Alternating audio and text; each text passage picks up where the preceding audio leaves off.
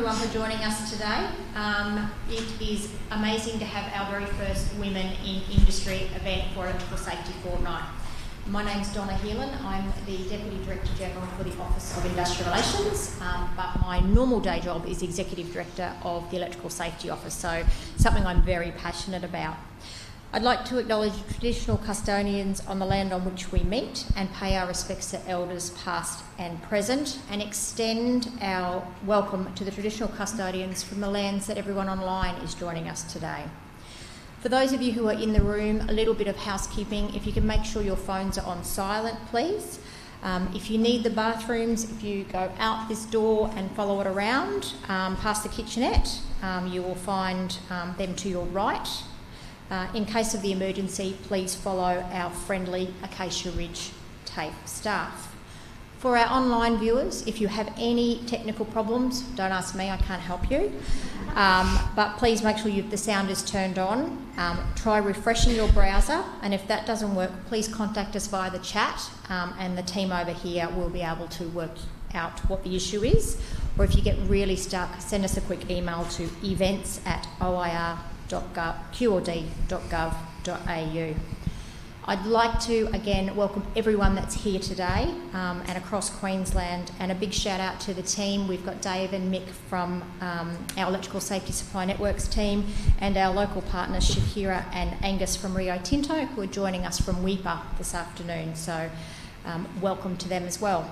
We had the Electrical Safety Summit breakfast this morning. We had over 300 people in attendance, which was great. And I've spoken briefly to a couple of you in the room today about why this event is so critical. We have around 8,000 apprentices in Queensland, give or take, and about 3% of them are women. And electrical is the fastest growing trade in Queensland. So it's something we all need to be conscious of and work out what it is that we can do to make that number increase. I'm pleased to see greater diversity over the years. Certainly within the Electrical Safety Office, I'd like to think we're leading the way in that space, and we've been proactively working to increase the numbers, which I'm sure Jane will speak about later today. Like I said, this is the first time we've held this event, and I'm hoping it's something that we can get on the calendar every year for Electrical Safety Fortnight. Electrical Safety Week traditionally has been 1 week. My view and the vision is to have Electrical Safety Month the same as Work Safe Month. So electricity doesn't just affect people at work, it affects people at homes, at schools, at hospitals, in our communities. So we have a very wide reach.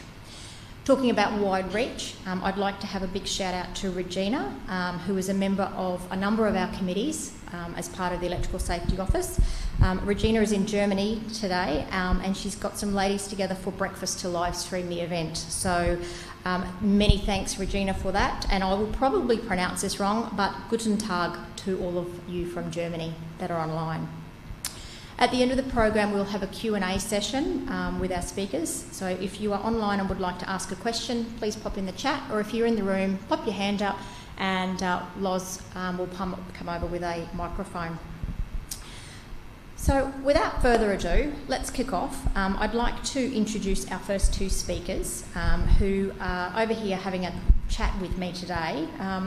Dylan Dawson is the owner of Dawson Electric, who started the business in 2007 in Woolloongabba with his wife Christine.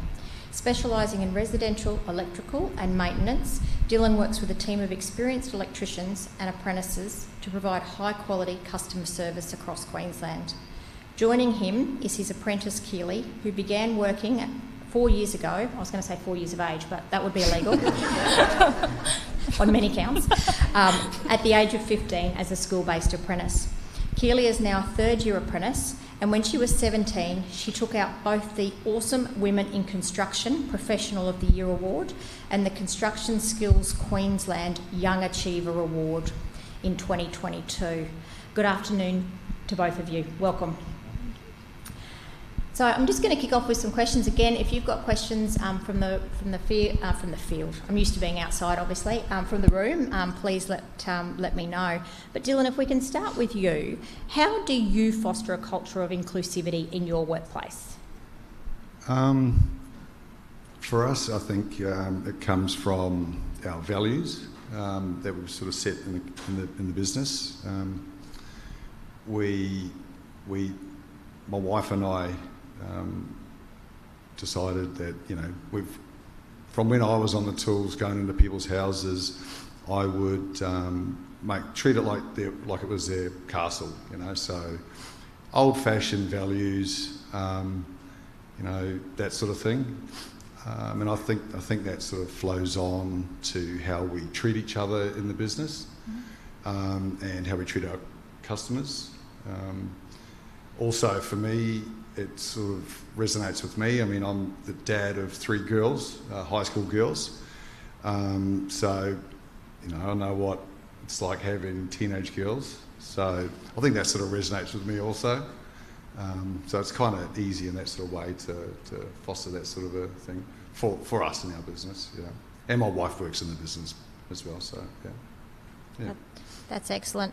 And what role do you think leadership and management plays when you're promoting and maintaining gender equality in your workplace and workplaces more broadly? Yeah, I think it's massive. I think it's like always a top-down sort of thing. So for me, I feel like if it doesn't come from the top down, then it's not going to filter through all the different levels. It's not going to be believable. That's why I think that's really important. Yeah. And if you had to give a tip to, industry or people that are out there looking to engage or become an equal employment opportunity workplace, or to encourage more women into the trade, what would your advice be? My advice around that would be, look, I know for me, we were talking before, when I polled a lot of the guys, that work for us, how did you become a Sparky? Most of them, like myself, sort of just fell into it. And I always sort of thought, well, that's probably true for most guys.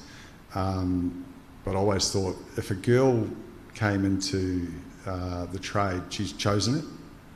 So, look, that sort of always resonated with me, and I feel like if there is if it works in your business, like for me, having someone that's chosen to be in the industry, I automatically assume they've got a great attitude towards it, And like most business owners, you first of all, you're trying to hire on attitude.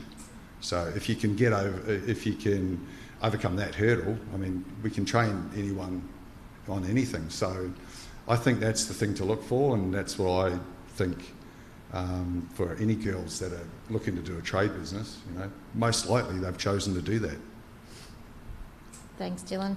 Keely, I'm going to throw to you, and I know I've got a couple of questions without notice that I've said I might throw to you, but why did you choose to become an electrician? When I was in year 9, I was at a pretty standard high school in Brisbane, and my dad is an electrician, so it's always been part of my life, but in saying that, I also didn't take any interest in it when I was young. But when I was at the end of year 9, I was in just a mainstream high school, and it was very evident that that wasn't where I should have been. That wasn't what I wanted to do. Wasn't really in with all the things that everyone else my age was in with. And so I kind of started looking around, and you realise that you kind of are going to run into that problem at any high school you go to. It doesn't matter, everyone's into the same things, you're peer pressured and you're that age and that's just what you do. So I settled for a trade college, and I loved that because it was more independent. You could learn for yourself and you're all more in control of what you're able to do. So I did a few blocks of work experience, and none of them felt right either, and I was starting to get very worried about what I wanted to do. So my first block with the Dawsons was at the end of 2021 through the summer, and it was definitely a shock to me. It was a lot, and being that young and never working those hours or working in that heat, it was a shock, but it felt so right. I was never so sure of anything, and the team felt right, the work felt right, and I loved it. And just sticking at that, and I did a few work experience blocks the year after, and I was like, I already know. So it just wasn't there to try with another company because I already knew where I wanted to be, really. So when I came back to Dawson's and it clicked and I got an apprenticeship, that was it, I guess. Yeah, so us at that stage, the first time we had her, we thought, oh, she's amazing, you know, and all the guys thought she was great. But then I heard, oh, her dad's a commercial Sparky, and we sort of do more residential. And then the rumour gets, oh, no, she wants to do commercial. So I was there thinking, oh, I really want her to work for us, you know. So we just offered it to her anyway, had a chat to her, and she was keen. So that was amazing, you know. So yeah, Perfect fit and great outcome. You know, highly awarded at such a young age. Keely, you spoke about being a school-based apprentice. What was your experience like in that area? It was definitely a challenge. I felt that once you kind of step into that industry part of things and you're not really interested in, I don't know, I guess being around people my own age, I was very keen on just working full-time. So although the finishing year 12 was very important to me now, not at that time, but also the people around me, at the time I did just want to work full-time, and that definitely took over, and I just wanted to be at work. I had no interest in going to school, but at the end of the day I'm very happy that I did stick it out and finished year 12 because it was definitely worth it now, and it's evident now, but it wasn't at that stage. So, but other than that, my experience working and doing school was amazing. I went to a trade college, and once I got signed up I could do 3 days of work and 2 days of school a week, and that was just incredible to me. I spent most of my time upskilling at work and then went to school, and to me at that time it was kind of just getting it done, I guess, and being able to leave, but it got me through, and that's what I did, and I'm very glad I did it. So yeah, and it's got me here. So it might sound like a bit of an odd question, but you've obviously got an older head on your shoulders. What would you tell the younger teenage you, or another teenager that's, you know, grade 8, grade 9 and really not sure? What would be the advice you'd give them? Take a shot at anything. It doesn't matter if you aren't sure what you want to do. It doesn't matter if you think you're capable of it or not. You're going to be capable of it, whether you think you are or not. I think just being able to step into that space, especially at a young age, and being a girl, is amazing in itself.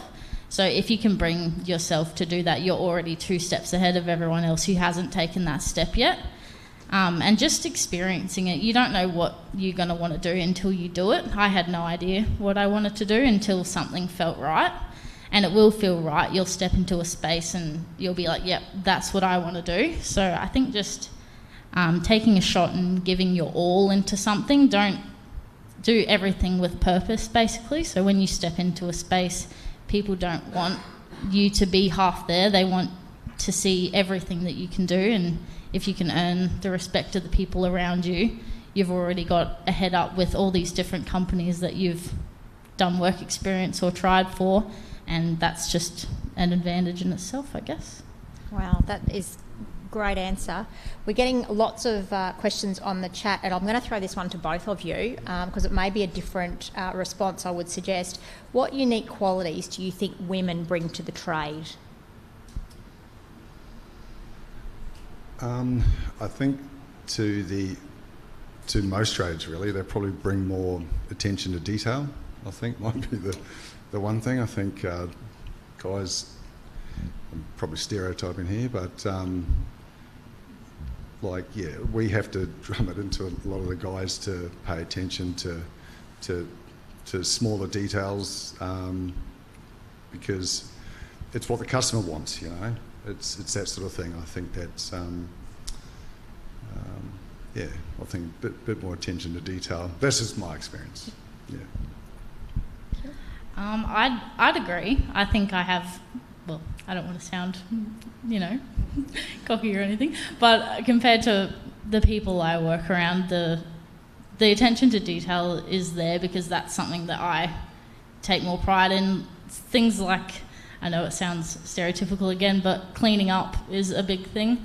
A lot of the men I have worked with and still work with, that's not an interest to them, so it doesn't really happen, whereas leaving a space tidy for a customer is a big part of our company and impressing customers and keeping, you know, that standard high, but also just general wanting to be there, wanting to improve, wanting to learn. Some people don't necessarily want to be there, and that's okay, but upskilling in the trade and moving further into the industry, I want to learn, I want to know what I'm doing, I want to be the best, really, and I think that's a big part of it. Yeah, and I think, like I was saying, how the values that we try to instill in the business from when I was, you know, when I did my apprenticeship, I was doing new houses, and then you just go into a commercial sort of setting, and then I started my business, and I'm back in people's houses, and you know, I wanted to make sure they were happy with how clean we were leaving their place after the work was done safely. So that's what we get on so well. You know? Is there something, and I'll wrap it up with this last question, Keely, is there something someone did to support you along the way that stands out to you that you're like, that made a difference to me? And if so, are you happy to share what that is? Yeah, for sure. I think I don't think there's not an exceptional amount of support for women in the trade, but I think it really, for me, came down to my company and just the people generally around me. But since I did my first block of work experience at 15, it was a scary time, it was a scary place to be, but they've had my back through every situation that I could ever come to them with.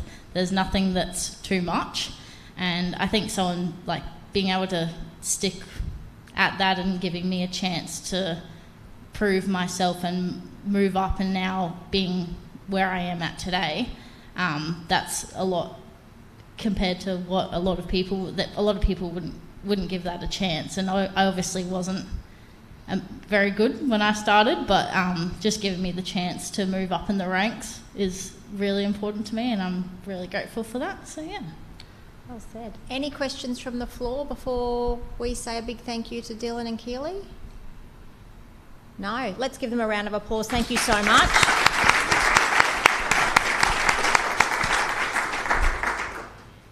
Thank you. It's not easy to be sitting at the front and having a microphone in your hand. Thanks, guys.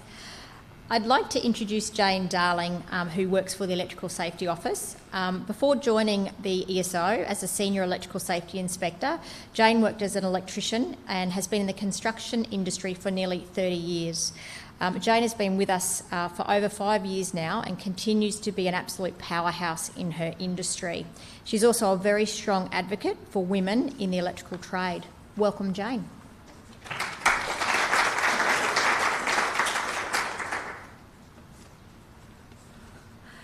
All right, good afternoon. Thank you, firstly, for inviting me to speak. I'm really grateful to be involved in this event today. And thank you to those who are here in person and those who are watching online. As Donna said, my name is Jane Darling. I'm a qualified electrical fitter mechanic, and I am currently, a senior inspector with the Electrical Safety Office. And I'm sorry if I'm getting over sickness, so please, sorry about the voice. So, thank you, perfect. So events and forums such as this one are imperative, I think, to discuss diversity and share experiences and personal stories, some of which we've already heard. Today, I will share my story with the hope that it will give some insights for those who are considering going into the trade and for employers and trainers in the industry as well. So, how did I navigate the industry? A little of my nearly 30 years in construction. So I grew up in the 80s, and at a very early introduction, my dad was a builder, and he would pick me and my sister up from school, and then he would take us back to the work site, and he would continue working. And my sister and I would climb through the house frames, draw on the cement and gyprock, and occasionally pick up a broom and push it round. Not too much. Now, it was a very different time in the 80s, and obviously safety and child labour laws have come a long way. So the 80s was not an era to see a female tradie, and I have had to make an exception to my speech because I've just met two today who were already electricians and electrical contractors in the 1980s. So Deb, 1986, wherever you are, Deb, and Veronica, 1981, the first female holder of an electrical worker's licence and an electrical contractor's licence in Queensland. So amazing. But I didn't get to see you. So I grew up in the 80s, and it was not an era to see a female tradie ever. So I hadn't really considered that that could be a career path for me. So at my high school, and there was a little bit of talk about high school, the high school that I went to, there was no woodworking for girls. I went to a girls' school. There was no woodworking, there was no metalwork, there was no technical drawing, and there was definitely no school-based apprenticeships in construction offered to girls. I did, however, get to do home economics. So now, not only can I bake a pie, I can also make a shirt and I can wire up a house. So, you know, not completely bad. So when I left school, and I did think there was a little bit of peer pressure here to go to grade 12, it was expected of me, and it was expected of me to go to university because that is what my peers were doing. So I did go to university. I stuck it out for 2 years before realising it was really not what I wanted to do. And looking back, which is easy to do, I think what I really wanted was to be a builder like my dad. But I doubted myself, and I thought that I would not be physically strong enough, and girls just don't do those types of jobs. So I didn't. Now, while I was figuring out what to do next, I decided to do a short course in cabinet making at TAFE for 3 months. And I think in my head, I went, oh, cabinet making, that won't be as heavy as building. But it's probably the opposite. It's probably there's more heavy lifting to do in cabinet making, to be honest with you.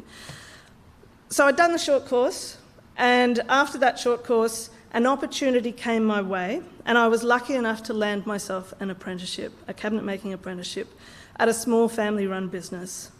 Now, they had 3 young school-aged daughters at the time, and I think perhaps they wanted to show their young daughters that of course a girl could be a cabinet maker. And I think in this case, my gender actually worked to my advantage. So this is my first career. I was a cabinet maker for about 10 years.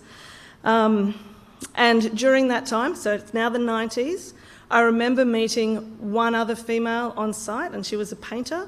And I was so excited to see her that I ran over to her and I went, oh my God, you're a woman and you're on site. That's fantastic. I think she was just a bit like, oh, okay, all right. So yes. A little bit of representation. So I began my electrical apprenticeship as a mature age apprentice in the early 2000s. And what that meant for the employer, taking me on as a mature age apprentice, is that they did have to pay me a little bit more. But it also meant that they could tap into my other experiences and knowledge too. So I like to think it was a win-win situation. So this electrical apprenticeship, and this was touched on by Dylan before about how we get into our apprenticeships, was an opportunity that just happened to be, it was a right place, right time sort of a moment, and I ran with it. Now, I've talked about home economics being my best subject at school. I just want to reverse and say that maths was my worst subject at school. And if I had stopped to consider the implications of never having paid attention in my maths class, I may have again doubted myself for the job. So I completed my apprenticeship, with a small domestic and commercial electrical contracting business. And I was able to complete that maths component by watching actually a lot of YouTube videos on trigonometry and by attending every single extra tutorial that the TAFE had to offer. So I'd just like you to remember, even if you don't have the skills in a certain area, whether it's maths, could be English, could be something else entirely, there's always help available, and your employer and your training provider will want to see you succeed. So I went on to work for other electrical contractors, and I also had my own electrical contracting business. prior to working at the Electrical Safety Office. And I was in the electrical contracting, electrical trades sector for about 12 years before getting my job at the Electrical Safety Office. And in fact, my career goal was actually always to work at the Electrical Safety Office. It was my end career goal. I thought it would be perfect, and it is. So I've been at the ESO now for 7 years as a senior electrical safety inspector, and for 6 of those years I've been the only female electrical safety inspector in Queensland. I'm not the first. Deb, who is here today, actually has that honour, so thanks Deb, but she was well gone by the time I got there. And as of 2 weeks ago, there are now 6 female electrical safety inspectors across Queensland. So that is a big change, a big shift.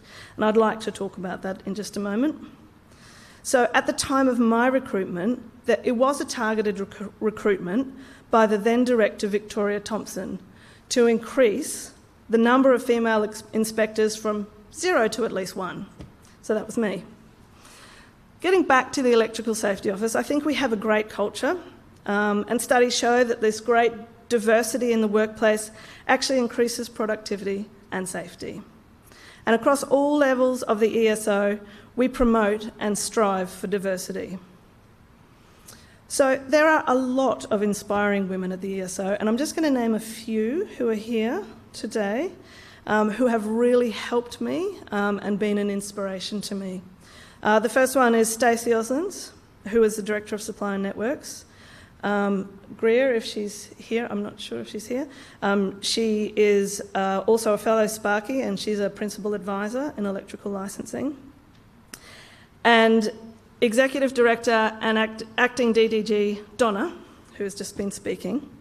And Donna has been instrumental in taking action to ensure there is continued diversity at the ESO.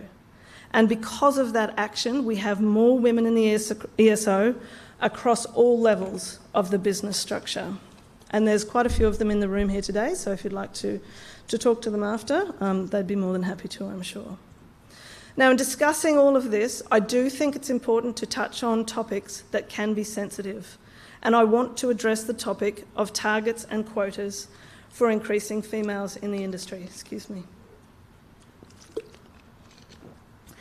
Which I see as both an opportunity, and a challenge. And something said to me more times than I can remember is, "Oh, so you're the diversity hire," or words to that effect. Now this for me translates to, "Oh, you really don't deserve this job. It should have gone to someone with qualifications that I assumed that I might not have or I didn't have." Now for women to have merit to secure a role, they need to have experience that can only come from opportunity, which I know has already been touched on by Dylan as well, so thank you for that. Targets and quotas are in place to overcome these barriers that don't exist for everyone. For example, a young woman may not be encouraged to get a Certificate 1 or to do work placement like her male classmates, or to reach out to family in the industry like perhaps her brother might have been encouraged to do. A young woman may not be able to get a work experience placement as easily as her young male counterpart. And this may place them on the back foot, so there is not an equal starting line when it comes to securing a job in the industry. Now, we would not think twice about a young woman wanting to become a doctor. In fact, we would actively encourage her, but we might question why she would want to become an electrician.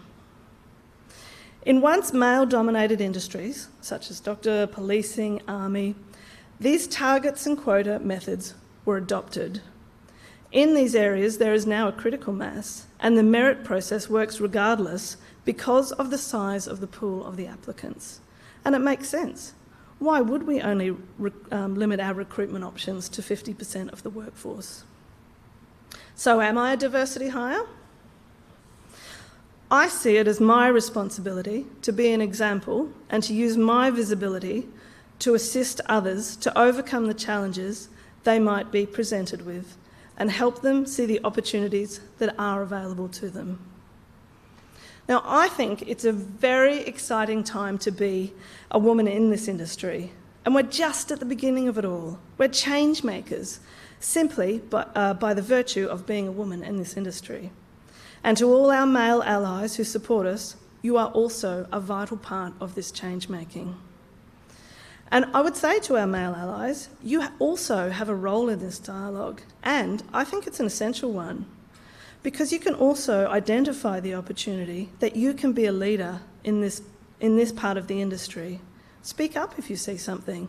It is your fight too. And I really think small steps make a meaningful impact, and I'm going to share something that would always happen to me on site when I was the boss. So it's about monitoring your biases. If you see a woman on site, don't assume that she's not the boss.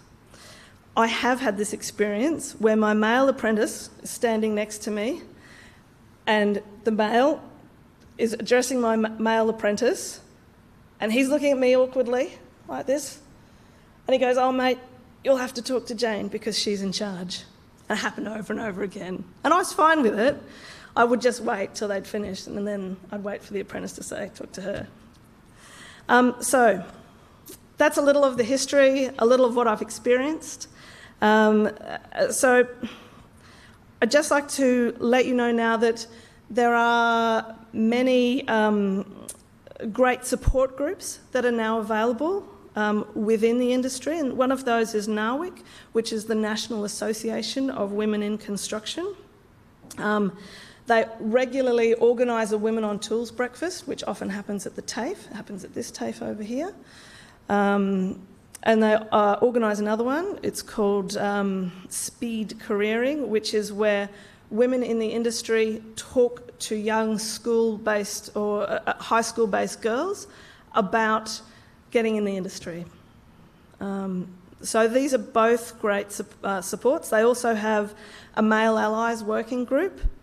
And there's another one I'd like to mention as well, which is Sparkettes, which is an online support specifically aimed at women in the electrical industry. So you might be doing your capstone and you've got a question and you can just put it out there online and you'll get a response back from another female in industry. So that's great. And both groups I'm really pleased to be a part of.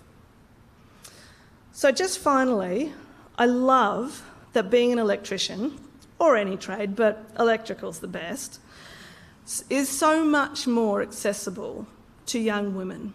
And I love that my 2 young daughters know that their mum is a Sparky and that they will have an opportunity to follow whatever career path they choose.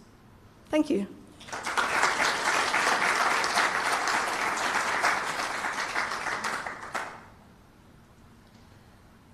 Thanks, Jane. Well said. I remember when you did your first speech and you were very nervous. Today you made it look like you've done it for years and years. I think my key takeaway for Jane was to be an example, and I think you'll hear this in our next speakers that are coming up. I've often heard in this industry or in anything that you can't be what you can't see, but Jane particularly, and then the next speakers will actually prove that wrong. You can be what you can't see. You just need to pave the way yourself, and you just need to get there being your authentic self and the way that you do it, not the way someone else tells you to do it. On that note, I'd like to introduce Rihanna Crean. Many of you will know this amazing lady. She's had an extensive career working as a TV host and pit lane reporter for Supercars on Channel 7, Channel 9 and Fox Sports, adding colour with her wonderful interviews and her personality shining through in all she does. She is full-time again with the Supercars Championships this year, and in 2021 she completed her first Ironman and achieved multiple goals, pushing aside injury challenges along the way, and was also one of 3 who finished the selection course on SAS Australia in 2022. Rihanna has really paved the way for future female presenters in what was traditionally another male-dominated space. And we are pleased to welcome her here today to hear her story, her advice, and for others to forge their own path ahead and where to find your support pathway. Welcome, Rihanna.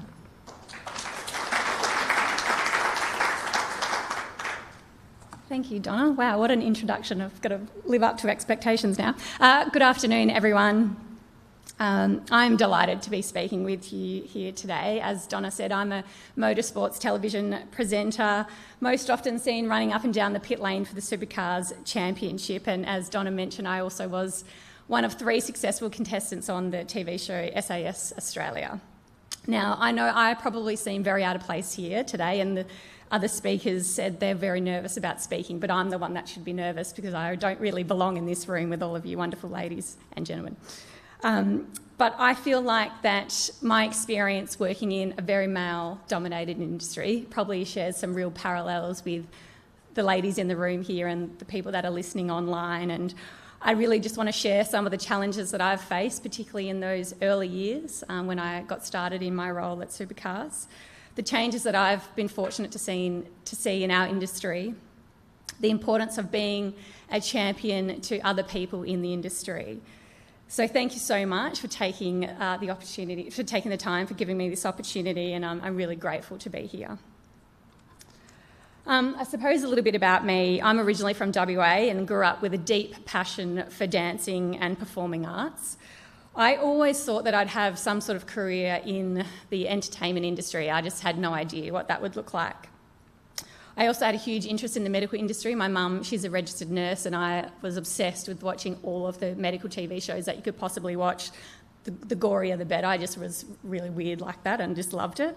And I just wondered, how was I going to do this? How was I going to be working in the entertainment industry, but also working in the medical industry? And what do you do when you're young? I mean, trying to pick a career when you're in year 10 at school, what are you going to do for the next 50 years? It's really quite daunting and quite intimidating. And I think when we're young, we just think we can do it all. And the reality of what that looks like, we'll deal with that later as we grow up. Now, when I was about 18 or 19, I entered a competition that my mum saw in the local newspaper, and it was called Miss V8 Supercar. And I had absolutely no knowledge of V8 supercars, motorsport. To be honest, I don't even remember that it existed at all. It never crossed my path. Now, long story short, I went along, I did the competition, I won the competition, and I ended up travelling with the Supercar Championship for the following year as an ambassador to that sport. Now, I fell in love with the sport. If anyone's ever gone to a supercar race live in person, there's a few heads nodding. It's pretty easy to get hooked. The speed, the noise, everything about it, it's pretty easy to love it pretty quickly. So I said to the management at the time, I would like to work in this industry. I would like to work in the television department of this industry. And I had zero knowledge of motorsport, I had zero knowledge of working in TV, but I decided that they should give me a go. So I suggested to them that, look, I'll be the work experience kid. If you let me, I'll fly myself to the events, I'll work for free, just give me a go. And they agreed, and it was a pretty good deal for them, to be honest. It cost them nothing, it cost me a lot, and all that was at risk to them was the fact that I could be really, really bad, but they let me do it. So there I was, 19 years old. I moved myself over to Queensland. I got myself a full-time job. I did any work I possibly could on the weekends that I could, saved up all my money, flew myself to the supercar rounds and started working in a work experience role. Now, I am absolutely sure that I was really, really bad in those early years. And I pray that no one ever finds them on YouTube or digs them up from a Facebook post ever. Hopefully those tapes have been burnt and will never see the light of day ever again. But this was in 2007, and I was a young woman who had no experience working in motorsport. I had no experience working in TV. I came from an all-singing, all-dancing, all-pageant background, and there I was, wanting to work in supercars where there was really very, very few women working in the industry at the time. And it is safe to say that our deeply, deeply passionate fans, who are very, very protective of their sport, didn't really see me as a good fit for the sport. Now, those early years were a very stark contrast to what I see today, thankfully. So we're talking 17 or 18 years ago, and the motorsport industry, I assume, like the trade industry that we've heard today, was very heavily dominated by men. The fans, the mechanics, the engineers, the drivers, and for the most part, the staff working in all areas of supercars were mostly men. I mean, there were a couple of women, not very visible, and typically working in very traditional roles, administration, in reception, working in PR, and of course, we had grid girls as well. Now, this wasn't just supercars, it was a lot of sports back then at the time, and to see a woman hosting or commentating or, fronting a sports broadcast in Australia was not really something that was happening at the time. Now, my first job was to be a colour reporter on the big screen coverage. So basically, when you go to an event, you see the big screens, they tell you if there's a fire, you should run. This is where you can buy your T-shirts, that sort of stuff. That was my job. So day one, I was given a microphone. I was given a very junior cameraman and said, go and film some stories that you think are going to be entertaining and informative for the fans at the track. I'd go and tell people where they can buy their shirts, where you can buy your Dagwood dogs, the really, really pressing news of the day that I needed to get across to the fans. And despite how bad I'm sure I was back then, they actually kept giving me an opportunity. And I think it was mostly because I made them give me an opportunity because I was really, really persistent. They gave me more opportunities to go to more events, if I paid, obviously. They let me do more things throughout the event, and after a couple of years, I got myself the job as the colour reporter at the Supercars Championship at all of the events. And for my bank account, it was very happy because they finally started to pay me. So there's a lot of child labour sort of things happening in this area as well, I feel. But I eventually got paid, so we're all good. Now, my role continued to progress over the years. I was promoted to colour reporter on the actual Channel 7 coverage. That was a massive, massive step for me. Then I was doing the reporting on the support categories at the Supercars Championship. I was doing shows like V8 Extra and Inside Supercars. And then I got the cool phone call. The head of television from Supercars, he rang me up and he said, okay, we're giving you a shot. You're going to be a pit lane reporter for the V8 Supercars on the broadcast on the main TV. And this was huge. I still remember the day where I got the microphone and it has a little Channel 7 logo around the outside of it. And I've still got it at home. It's in my office and it's just pride of place on the mantle because this was massive for me. If anyone knows anything about supercars or sports broadcasting, that meant that I would be working alongside Matty White, Mark Beretta, Mark Scaife, Neil Crompton, Mark Larkham, and I would be part of that team. And later I've got a photo that shows us all sitting at a desk for one of those early TV shows that we did. And, it was a real pinch-me moment. There I was early 20s, a girl from the singing, dancing, pageant background, and I was now broadcasting TV to the lounge rooms in Australia with some of the greatest names in motorsport and the greatest names in sports broadcasting. It wasn't easy though. It absolutely was not easy. And our fans, they're very unkind. You might shock you, but they were very unkind. Change is always interesting. People don't like change. And bringing in a young, blonde, previous Miss V8 Supercar, who happened to be dating a driver I'm now married to, but I was dating him at the time, and I was there to report on their supercars. And, they weren't particularly happy. Those early years, they were relentless. I was called a bimbo, I was called dumb, I was sleeping my way to the top, I was told to get back in the kitchen, I was told I was a stuttering mess, and they were the nice things that people would write into my direct messages or put a little Facebook post on, after I'd post a photo. How good's the internet? It's great. Facebook and the internet, it's just one of my favourite things. But I knew that I had no buffer at all. Any mistake, I was done. I knew that I had to work harder than everyone. I knew I had to be more prepared than anybody else. I had to do more research. I had to do more homework. I had to be better than anyone because one stuff up, that was it. I was out. If my co-host made a mistake, he was funny. It was okay. Being a woman in those early years of broadcasting for supercars and trying to break down that wall, we weren't allowed the luxury of mistakes, and I'm sure there's people in this room now that can say that was similar, when they first started in the trade industry and, one mistake and you were just off-site. And it would be easy to say that that's unfair, it would be easy to say that this is too much, it's too much pressure, I'll just walk away. But I was determined to show anyone that listened and anyone that would watch that I deserved to be there, that I could bring something to the broadcast and what I had to say had some value. I had a boss back in those early days who he sat me down at the end of the season, and I would say, what do you think? How's the year gone? What do you think you're going to do next year? And he said to my face, you're pretty good. You've had a pretty good go. It's been a couple of years, but you're probably done. Like, what are you going to do? There's women don't front the broadcast of supercars. And he said that to my face, and that's quite intimidating when you're sitting in a cold, dark room and, there's a male that's sitting across from you basically saying that you're not going to have a job here because you're a girl. And I think about that conversation a lot. I think about it even to this day, and it really could have broken me. It really could have been the moment where I went, okay, that's cool, I'll move on and do something else. At the time, I was studying nursing because, as I said, I loved the medical industry, and Mum always said you need to get a real job. So I always made sure that I had something else up my sleeve and a job that wasn't dictated by what other people thought. But, that conversation, it lit a fire in me. It made me want to prove him wrong. It made me want to go, I will be the first female reporter on the Supercars broadcast.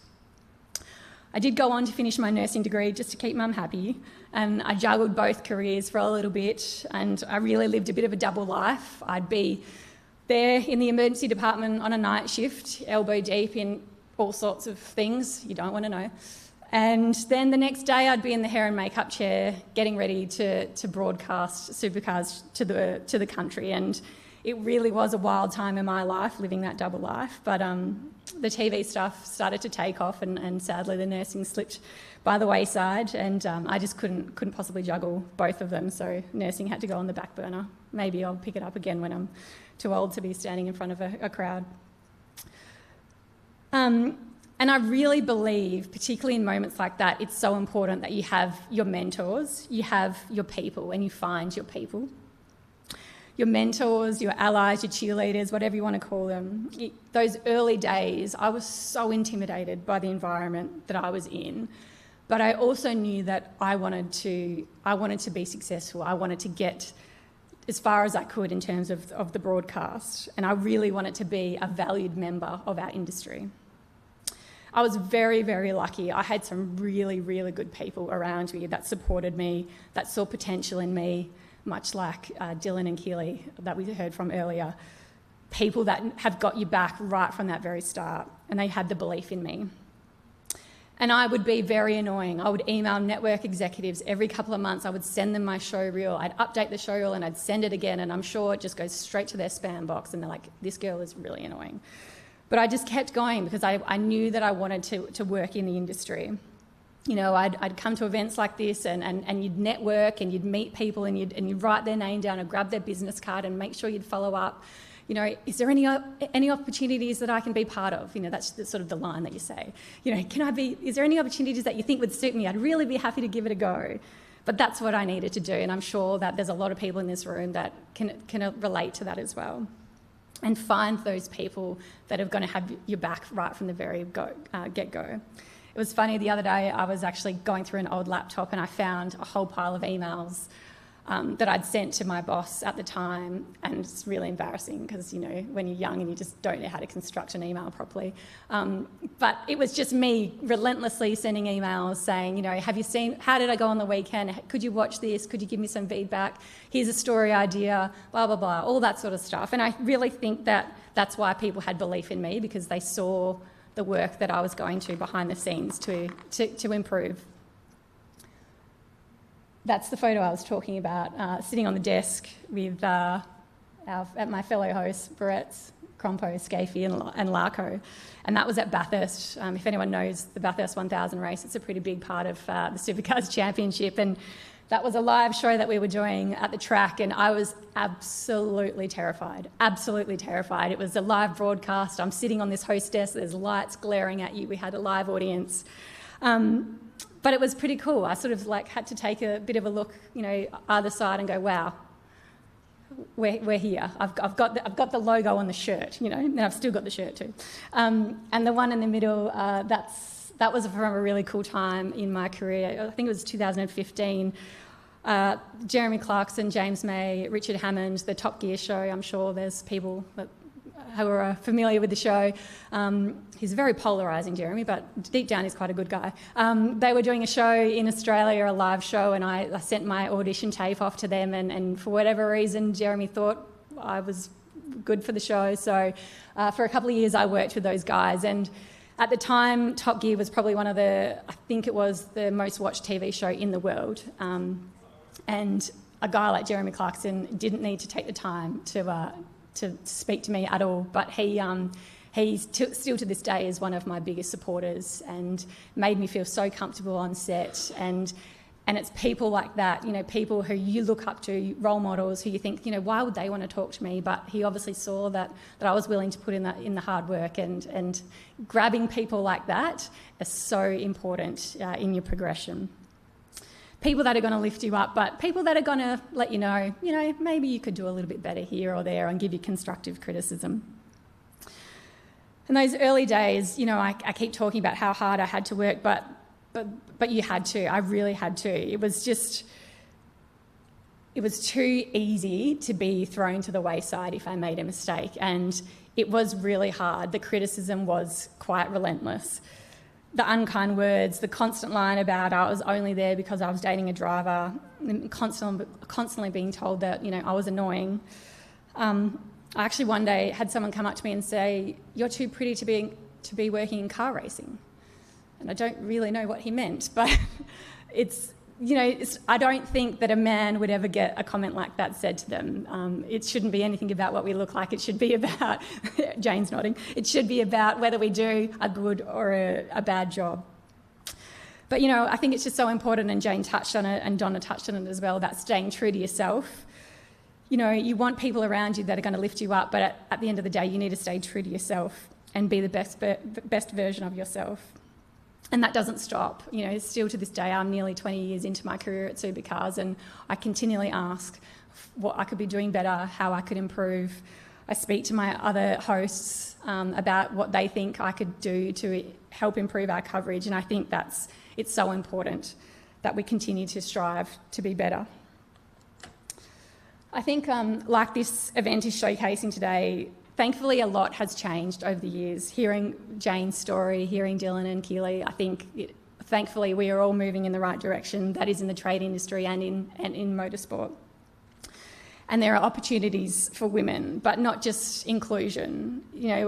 To provide a safe environment for women where they can feel empowered, they can feel safe within their workplace, and they can see growth opportunities. And there are pathways that make dreams a reality. Over the years, I've slowly seen more women take up roles within the supercars. I remember when I first started, there was one female mechanic in the whole entire pit lane. And now there's probably 2 or 3 in most teams. Earlier this year, we had our first female engineer a car to pole position, which was the first time we've ever had that. We've got, that was Romy Mayer. We've got a lady, Kate Harrington, who's been the first female team manager for Blanchard Racing Team. So she is the boss. She's running the show down at that team. We've got a female team owner in Betty Clemenco. Jess Yates, who was on one of the photos earlier, she's our female host of the entire broadcast. And we've had Simona Di Silvestro, the first female full-time supercar driver. So we're getting there. We've got more and more women coming, and more women playing really pivotal roles within our sport. And for me personally, you're never going to be universally liked in this world, regardless of whether you are the absolute best at what you do, whether you have the best skills, whether you're the nicest person. Not everyone is always going to like you, and that doesn't matter whether you're a female or a male. But after nearly working in this industry for 17 or so years, I believe I've earned my place in the industry and in pit lane. And I've gathered the respect of my peers, the drivers, and more importantly, the fans. Most of the fans, not all of them. But, that's okay. I can sleep well okay. And now I'm a working mum. It's changed my perspective once more. I had my little boy Dash in July last year, and we have a family. We've now been travelling the supercar circuit since he was 8 weeks old. So we are quite literally on the road every couple of weeks with everything packed, and you have to take a lot of stuff now that I have a baby. Thankfully, I've got the help of my mum, my brother and my sister, and they all fly over with me and they help look after Dash, and it absolutely takes a village, and I'm very fortunate that I have got that village around me. But there's, it has not been easy. It's not an easy year. We've done about 40 flights. If anyone who's ever flown with a 1-year-old, it's fun, like really fun. It's when you're not going on holiday. And I've had to Uber breast milk from a racetrack to a hotel. And look, I didn't read that in the manual when I read the baby books. They didn't have a section on that. It's just things that come up that you have to work out as a working mum. And I'm sure that there are women in this room who are mums who have had to juggle kids and work and being on a job site and being cold because, baby's sick and all that sort of stuff. But I'm very fortunate. Supercars have been amazing. They've been a huge support of me, and they've encouraged me and, have helped me be able to get back to work, be able to do that with my son and be able to get back to doing what I love. And I'm hoping that, by doing what I'm doing, there are other young women and young men who are out there who may see what I've done and doing and can see that it's possible. If you really want to do it, if you're willing to put in the work, if you're willing to go that extra mile, it absolutely is possible, and I believe there are absolutely only possibilities in this world. And today, when I look at the opportunities for women to break into my industry, I feel that I'm proud. I sense a pride that I've had a little bit to do with that. We've now got programs within Supercars, such as Girls on Track, where we host events around the country at our V8 Supercar races, and school students, TAFE students, university students can come along and get a taste of all areas of supercars, whether it be mechanical, engineering, working in the media, working in marketing, working on events, whatever it may be that you feel that you want to work with in the end. We've got teams that have got direct scholarships with TAFEs and university students, so you get that real first-hand experience working on site. We're hosting Women in Motorsport breakfasts at most of our events throughout the year, where we showcase the women who are playing pivotal roles within the Supercars Championship and are so vital to what we do. And it also is just a clear, visible pathway for women to work within our industry. I actually had a university student, she contacted me through my Instagram a couple of years ago, and she said, "Can I do one of my final assignments on you? I'd like to interview you." It was about women working in motorsport, and I thought, I don't know what I'm going to tell you, but sure, I'd love to speak to you. And we set up an interview, and she did her assignment, and she actually came up to me, she tapped me on the shoulder earlier this year, and she was dressed in her supercar outfit, and she said, "I just wanted to let you know that assignment got me a work experience role in supercars, and I've just started a role full-time with supercars in the events department." And I felt very humbled that we have this clear pathway now where we can get women from all areas to work in any area within our sport, and I'm very humbled to have played a very, very small role in that over the years. These photos are I like to put them in because they're a bit shocking, really. Like, it's just me running into a fire and then another car on fire. I think they're very powerful, though, because a lot of people look at me and they think, oh, that life is really glamorous and how easy it is to do what you do, and you get to travel around and go to all these events. And we have our challenges. We've got cars driving towards us, we've got fuel, we've got flames, we've got weather challenges. And then we have to deliver live, unscripted TV to a global audience. And, those fans that I was talking about that are really, really kind, the ones that are sitting on their chair at home in the comfort of their lounge room with a cool beverage telling me that they could do a better job. I just like to remind them it's probably not as easy as what you think. I just want to finish up by touching on my time on SAS. SAS is a TV show, for those who haven't heard of it or seen it, is a TV show where they basically put about 20 celebrities, people of interest, athletes, and they put them through a selection course for the SAS, or a pseudo-selection course for the SAS. Now, it's based on the real course, and it's run by 4 soldiers, former SAS, former Navy SEALs, and they put us through various tasks where they basically push you until you break, or till you collapse, until you have a mental breakdown. It's that kind of thing. It's pretty rough. Now, I was lucky or unlucky to be selected to take part, and I actually ended up passing the course. I was one of only 3 women to ever pass the course, and I was the only non-female to pass selection in the show's history, so I was quite proud of that. There's a theme of me and fire in this chat, unintentionally. This was the first episode of SAS, and imagine my poor mum when she was watching it at home, when she sees her daughter running away on fire. But it's all good, we lived to tell the tale, and no one was hurt. It is really interesting when I think about the course and what we were put through.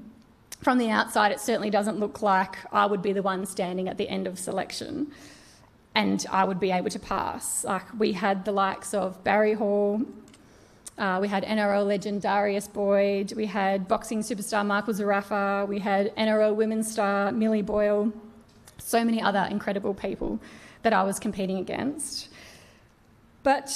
And when we got down to the last few contestants, there was actually more women than men, and we like to sort of remind them quite often that that was the case.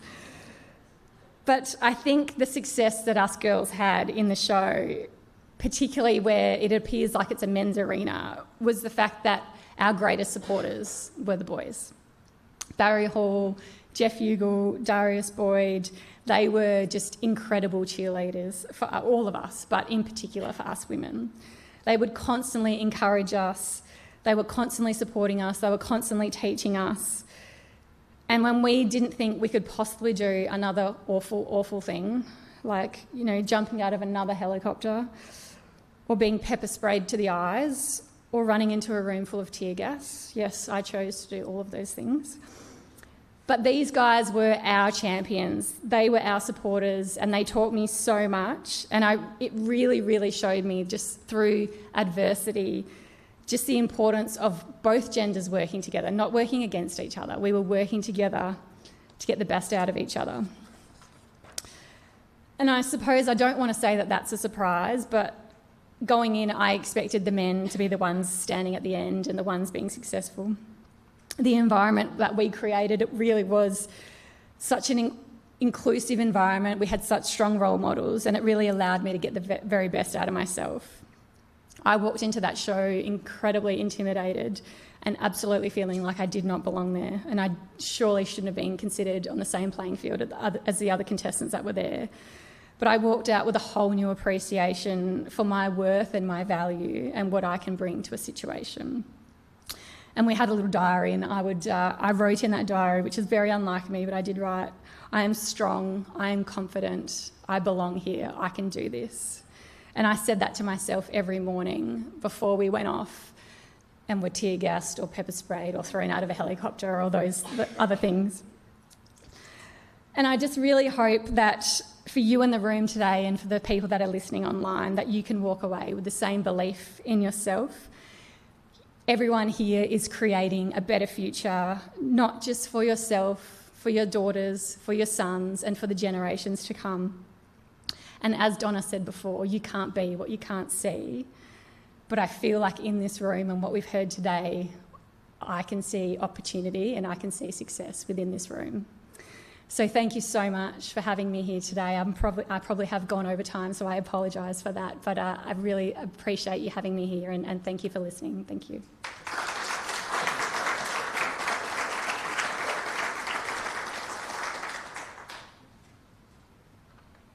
Thank you, Rihanna. That was amazing. Another great example of what women can do when they lead their way.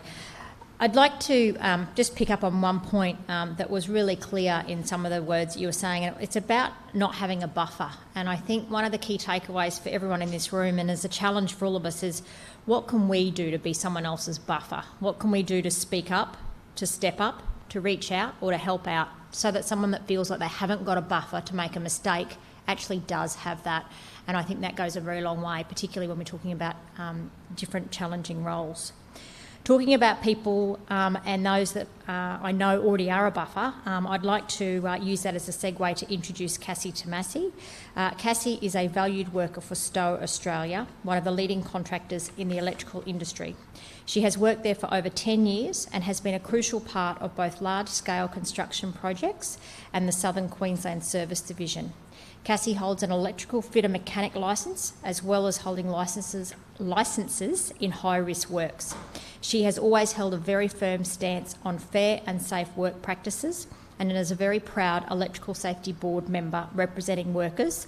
And I know from experience that Cassie is very passionate about her trade, but even more so passionate and committed to raising female representation of electrical workers and apprentices in the industry. Welcome, Cassie.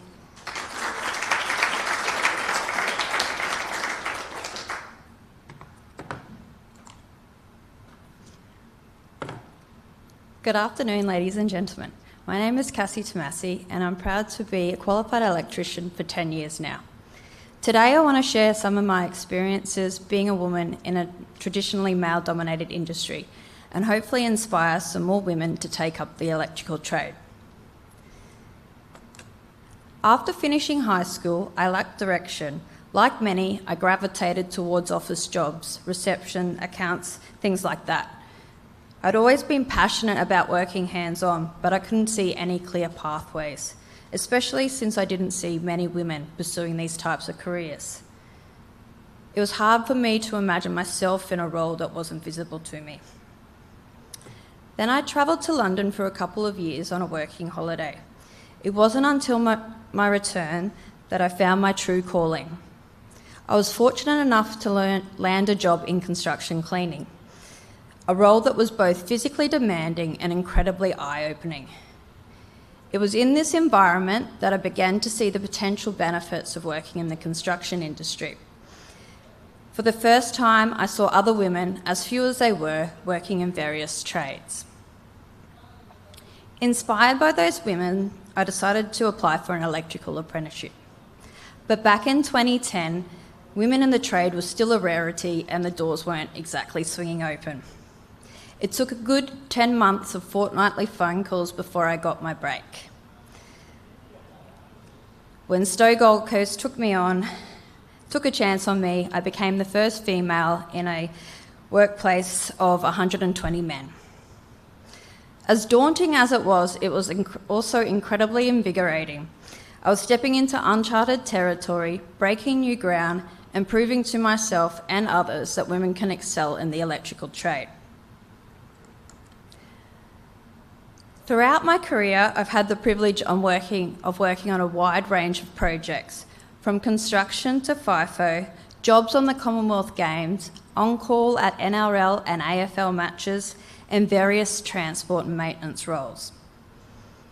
My work ranges from hands-on electrical installations to mentoring the next generation of electricians, particularly young female apprentices. Each of these experiences has reinforced my belief in the importance of diversity and inclusion in our industry. Diversity and inclusion are incredibly important to me. I've seen firsthand how an inclusive workplace creates a more dynamic industry and leads to better results. It's not just about fairness, it's about fostering an environment where different perspectives are valued, where innovation thrives, and where everyone can contribute their best. The idea of women working in male-dominated workplaces aligns closely with the dynamics we see in everyday life, where women and men naturally collaborate and share responsibilities. Whether it's parents co-parenting or siblings sharing responsibilities, in the workplace, just as at home, diversity and gender brings about different perspectives, skills, and approaches. This diversity leads to better outcomes, problem solving. Normalising women in our field also mirrors the push towards gender equality in other areas of life. When women are seen as equals in the workplace, it reinforces the idea that they should be treated as equal at home, in relationships, and in society. This normalisation benefits everyone, as it breaks down stereotypes and opens up opportunities for both men and women to pursue their interests and career without being confined to traditional roles. So why do I love being an electrician? It's the satisfaction of working with my hands, the thrill of solving complex problems, and the pride in seeing projects through from start to finish. It's also a secure job with competitive pay and benefits. It can be empowering, offering independence and a sense of accomplishment in a traditionally male-dominated industry. But beyond that, being an electrician has given me the opportunity to be part of a community. Women may still represent a small percentage of electricians, around 4% in Queensland, but the tide is turning, and I firmly believe that with continued effort, we'll see a more balanced representation in years to come. But to achieve that, we must challenge the stereotypes that persist. The misconception that the job requires brute strength is just that, a misconception. While some tasks demand physical power, many require precision, attention to detail, and problem-solving skills. These are qualities where women can often excel. It's all about finding your niche. Being a woman in the industry hasn't been without its pushbacks and challenges. For the first 10 or so years of my career, I was largely unaware of any networking groups and the huge benefits that came with them. Looking back, I realised just how much I missed out on by not connecting with others that share similar experiences. Networking isn't just about career advancement, it's about finding support, sharing stories, and building a community of like-minded individuals who understand the unique challenges and rewards of being in this industry.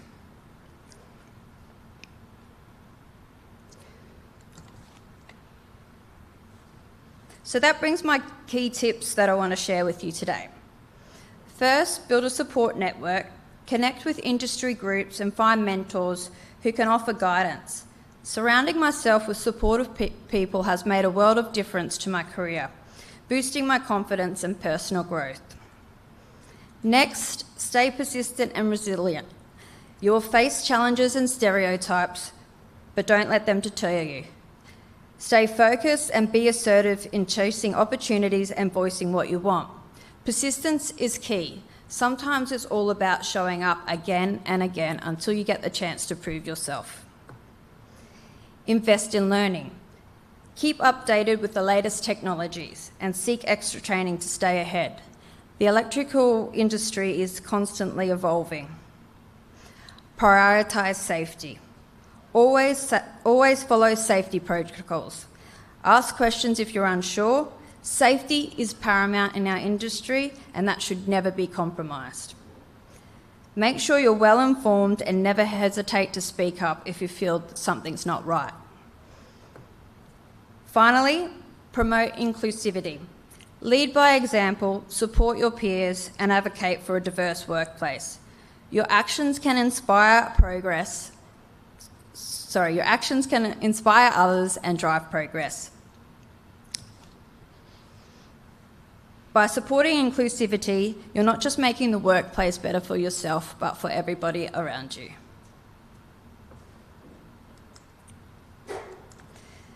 An incredible tool for encouraging women to step up into workforces like the electrical trade is social media.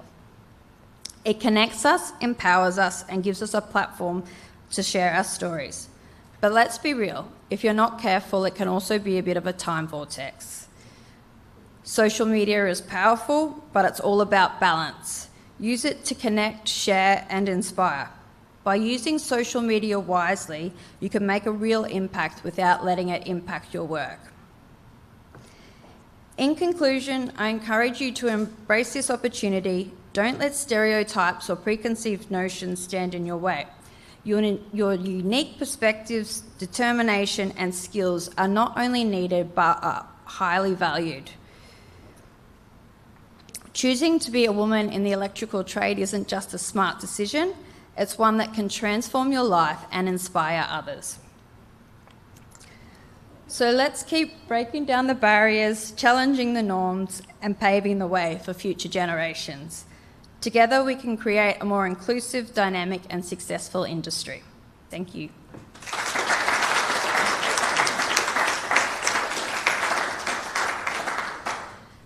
Thank you, Cassie. She always inspires me with how passionate she is, and I know she works tirelessly to encourage more women in the trade. So thank you for your involvement today and for your involvement with the board.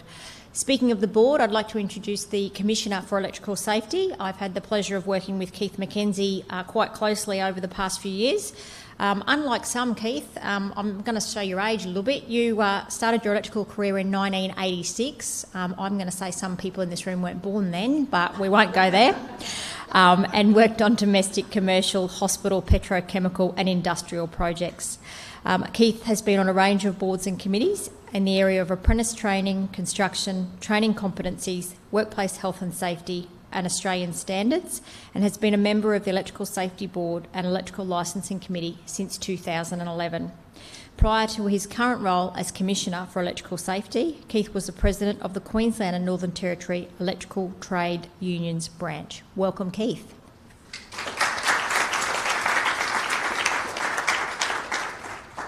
Thanks, Donna. Welcome everyone, and especially for those great speakers, and welcome everyone watching us online. 1986, wow, when I did my apprenticeship, TAFE Queensland back then had signs that women can do anything. And that was the mantra out there to promote women getting in the trades. And in Queensland, served with electrical licence holders, there's 65,000 of them. There's roughly about that 4% in the women in the trade. But that's only holding a licence. There's a lot of great women out there in the trade. People own businesses, working in our industry, working the regulator, the Deputy Director General, Donna doing an awesome job. So the trade is more so than just working on the tools. It's also about perception. So we can get young people in the trade, whether male or female, but what do they want to be? People finish their uni degree and still don't know what they want to do. We've got to start young. We've got to educate our kids that the electrical industry is a great trade. I know Brooke and Tammy here today, they go out to the primary schools and talk to the kindy kids about what's it like to be an electrician, what's it like to do that construction work. We're a hidden trade and hidden society. Everyone knows it pays good money and it's clean and you use your hands and you think a lot. But what's it mean to actually get people to come into the trade? And if we get a lot more women to coming in the trade, we've also got to get employers want to embrace that. If I told you we're going to send 6 tree loppers out to do some work on your trees, do you think male or female is going to go out there? Or 10 removalists are going to turn up. Do you think male or female? Everyone will assume male, just because it's a perception idea. We've got to change that behaviour, you know, and we've got to really influence it. So anything you can do here and in your organisations and in your business to promote the trade, and not just become an electrician, because everyone wants to be a sparky, right?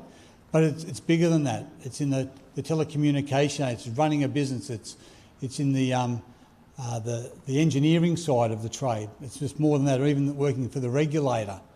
Before, as I guess Jane said, I wouldn't mind working for the electrical safety office. Well, that's a career in itself, being a person providing a regulator. So we're in a great state in Queensland. There's more to be done, but it's about that networking, as everyone's been speaking about. Is it how can we move forward at the end of this year and early next year? If you guys are interested, I'm pretty sure you are, and we'll keep doing these events, but actually get together for some more focus groups to share ideas and concepts. I know it's part of the board's strategic plan and focus groups, but there's some great ideas, or you might not want to be involved, but you might have some peers in your industry that can share some ideas to really promote the trade and the craft, and that'll also assist to ensure electrical workers keep safe. The electrical trade is really great, especially in the service area, because if you happen to be the primary caregiver, whether male or female, you can still drop your kids off at school, still go to work and come home and pick them up at the end of the day, more so if you're in construction where it's starting at 6 and finishing at 5 and you've got to work on weekends. So it's a great trade. I think it's still a bit of a hidden trade, because when kids go to school, I think a lot of guidance counsellors push people to go and get a uni degree and get a $100,000 HECS debt. But it's about our trade and our craft. And as Donna said, there's roughly 7,500 to 8,000 people want to do electrotechnology training. But we need to tap in that and make sure that the people doing it because they really want to. So look, thanks everyone for coming here today. I'll hand over to Donna to wrap it up. And thanks for Donna for being the MC, done an awesome job, and all our guest speakers. Thank you.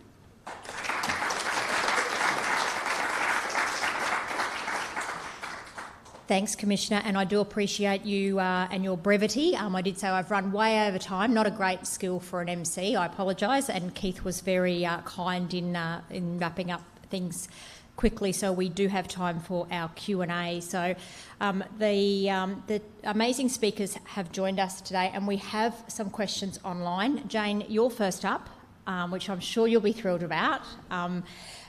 The first question is, what advice would you give to someone who may not have considered the role of an electrical safety inspector? I didn't write this question, by the way.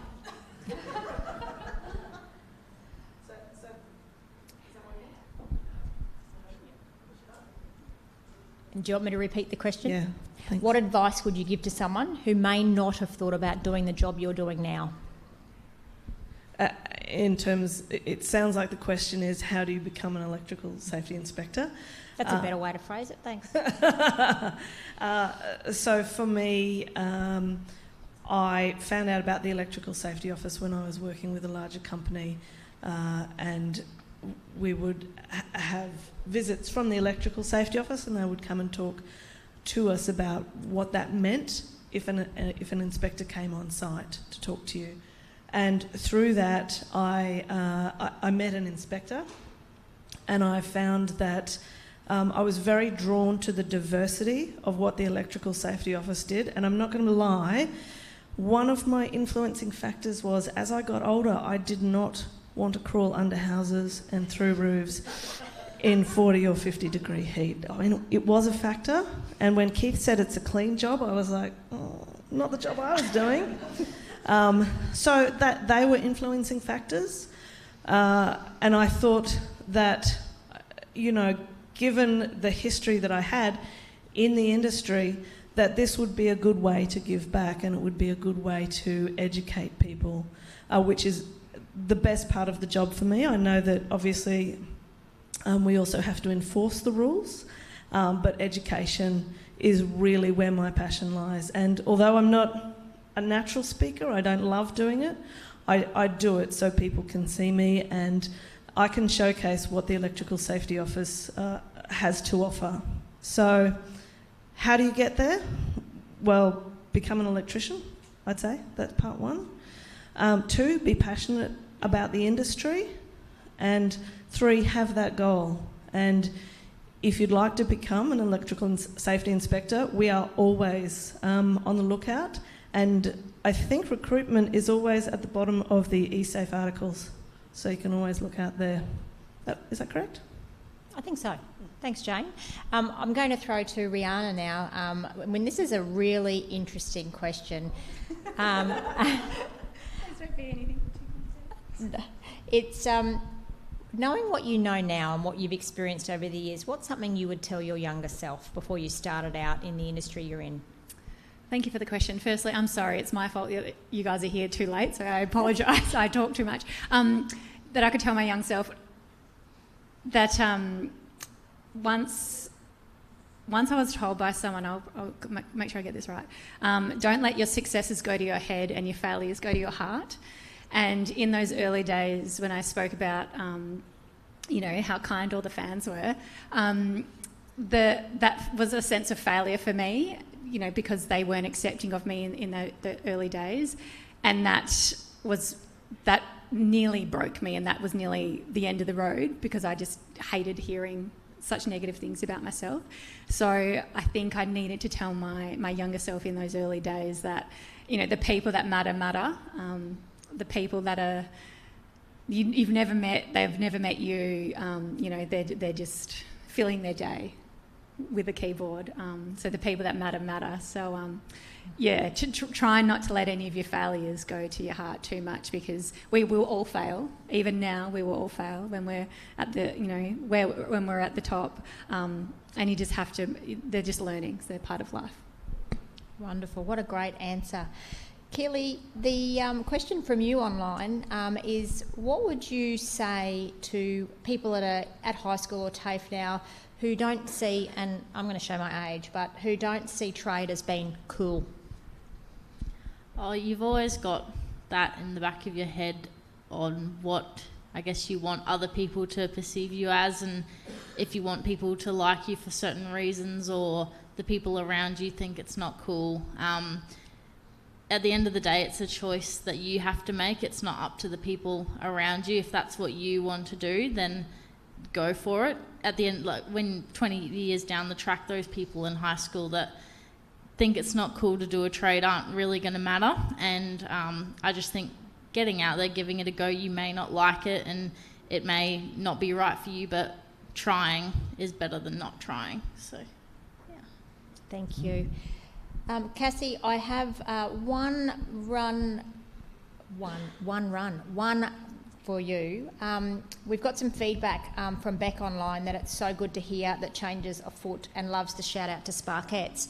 What would your key takeaway be for someone in the industry now that's not really quite sure where to go for advice, or who's looking at you and going, wow, that's where I want to be, but I'm just not quite sure? Yeah, definitely find networks, and Sparkettes is definitely a great one, and Narwick, sorry. But even just connecting with other electricians, even starting your own small group, just having those little conversations with people that are sharing similar experiences, because for the first 10 years I didn't know any other female electricians, and it would have been nice to have someone to talk to. Absolutely. Now I am getting that's a wrap from Lauren over there in the corner. And the last question from, and I hope I'm pronouncing it right, Rihanna online, is there any inspector roles? Again, I didn't write this question, and where do I go to find them? There will be in the very coming weeks, and they're all advertised online at smartjobs.qld.gov.au. If you just Google that, it will pop up, and it's the Office of Industrial Relations that we work for. And again, I didn't write those questions. I would like to thank everyone for staying. I know we have gone over time, but I would absolutely say that every one of our speakers has done a remarkable job and has left us with a great key takeaway for us, and I'm certainly going to take that one, don't let the successes go to your head or the failures go to your heart. I've written that one down. That's my key takeaway for today. I would like to thank you all for taking the time out of your day and to celebrate the first year of Electrical Safety Fortnight. We have the Electrical Safety Apprentice Forum tomorrow morning, the Industry Safety Webinar Thursday, and the Electrical Safety and Community Webinar Friday. And next week we have an information session for registered training organisations and trainers, a large-scale solar farm forum in Toowoomba, an electrical inspectors forum, an electrical licensing. We use acronyms too much in government, so I'm not sure which acronym we're using, but an ELC worker and contractor engagement session, a community event in Yarrabah, and electrical entities engagement webinar. So if you're not exhausted by the end of next Friday, you're doing something seriously wrong. And if you want more information, please go to worksafe.qld.gov.au. And if I can trouble you for 2 more minutes of your time, don't panic, not today, but between now and the next couple of weeks, if you could give us your feedback by way of survey about what you'd like to see more of. Was this event useful? What would you like to see us do next year? Because without you, without your engagement, we really can't deliver this education and information to community and beyond. So thank you again, everyone. Stay safe.